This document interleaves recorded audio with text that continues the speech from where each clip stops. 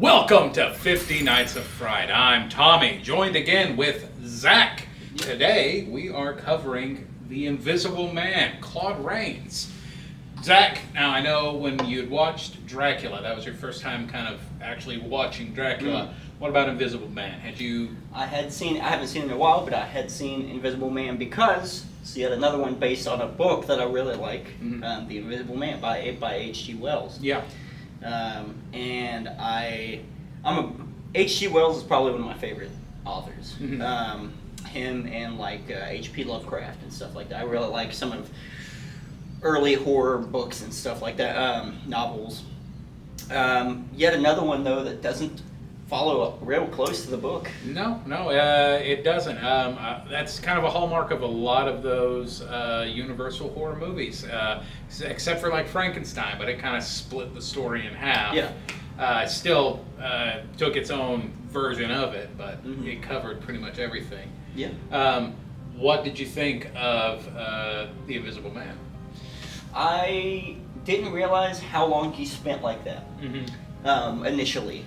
Because you have moments where he's invisible, he's invisible, but you have moments where he's unclothed or whatever, but he spends a lot of time like that, actually, way more time than I thought he did. Also, this one feels, a lot of early horror movies feel almost sexual in nature, and this one had aspects of that. It's body horror kind of thing, except we're seeing somebody, he's not the best dude. No.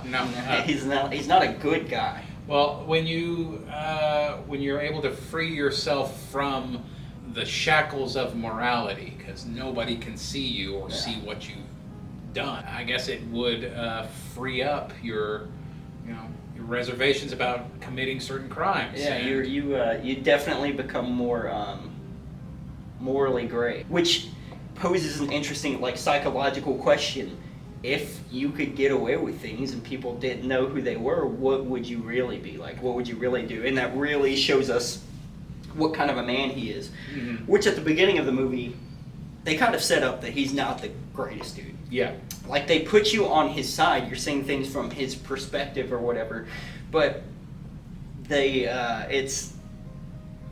definitely sets up this kind of misogynistic kind of dude, which at the time, that was the time anyways.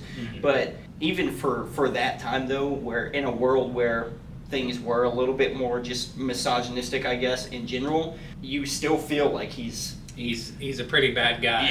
Yeah, and then they give him the perfect cover. Nobody can see him do it. What are you gonna believe? The woman? Oh yeah, right. Yeah.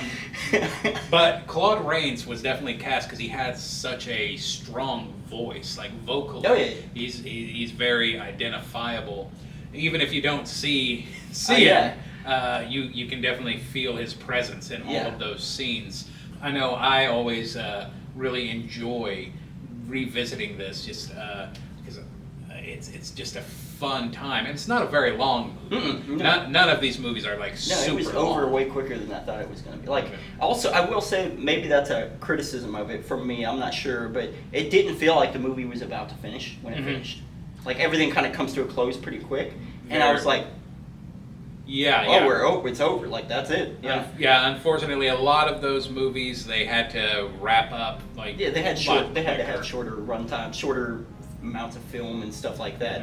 Also, I have watched the newer one as well. That is something that stuck out to me on this one versus that one. The dude, he's kind of got an accent or something going on the new movie. So there's something unique about his voice, but it's definitely not like this. You want a Ron Perlman kind of voice or a Claude Rains kind of voice, because your villain is not, you can't see it, so you have to fill in those gaps by having something very memorable. So, was there a scene in particular, or a kill, I guess, that stuck out to you? Because there's nothing really too crazy when he does. Yeah, and in this one, I will say, on this one, the cinematography felt very bland. There wasn't Dracula and stuff like that. It felt old. It felt old while I was watching it. Like I said on Dracula, it was, some of the stuff felt kind of modern. This you know, kind of very fixed cameras and stuff everywhere. Stuffy. Not a whole lot of following and things like that. It almost felt like a sitcom production where it's like, okay, they walk off and now we're in a new set, new play, you know, and everything. Having said that, I think what stood out to me, and maybe it's because I hadn't seen the movie in a while, so I forgot, his initial reaction to going invisible. It felt like a body horror kind of experience. Like, he was scared at first. He was like, what? Like, what, where am I? What am I? You know, like, and I can't remember the line, but he says a line. At first, he is also like, uh-oh. Like, and that whole scene. Also, this movie was quieter in terms of ambiance and stuff. So I think maybe that set up some of the fear as well. You had some of that classic movie score for sure, like the kind of stuff. There were quiet moments in this one, it almost felt like. I don't know if they did it on purpose or what. I'm sure they did, but yeah, especially during like moments of realization or like lingering moments.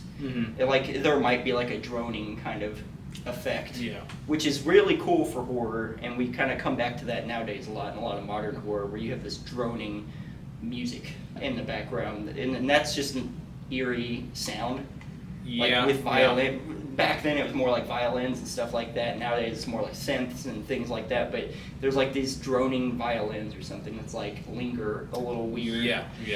The craziest scene to me is just a realization. Okay.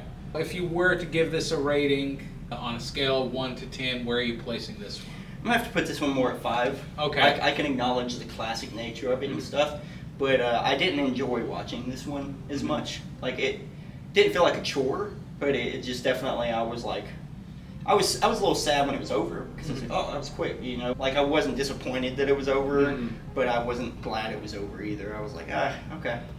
So would you say that The Invisible Man has earned his place in horror history, or do you think it would be better suited to something else taking its place?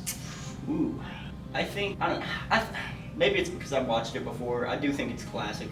And I'm also a big fan of like League of Extraordinary Gentlemen and stuff that use a lot of these characters, monsters, like classic novel creatures and stuff, and or humans. I think with the grand scheme of thing, everything's set in place now. I think he deserves it, but I definitely think it's one of the weakest ones. I can see how people may feel that way. Thank you so much for joining us today on another episode of 50 Nights of Fright. Be sure to check in with us again tomorrow, where we are covering The Wolfman.